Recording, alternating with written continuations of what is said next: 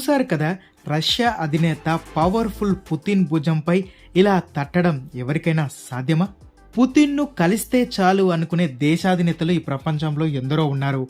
ఆయనతో మాట్లాడటమే గొప్ప అనుకునే అధ్యక్షులు ఉన్నారు.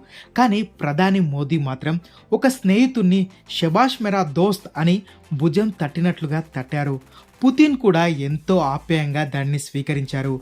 ఇండియా అన్నా, మోదీ అన్నా పుతిన్కు ఎంత గౌరవమో ఈ వీడియో చెప్తుందని సోషల్ మీడియాలో నెటిజన్లు అంటున్నారు. ప్రస్తుతం ఈ వీడియో సోషల్ మీడియాలో వైరల్గా మారింది.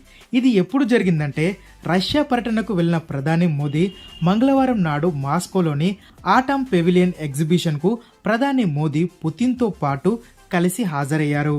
అక్కడ న్యూక్లియర్ ఎనర్జీ గురించి చూసి ఆశ్చర్యపోయారు.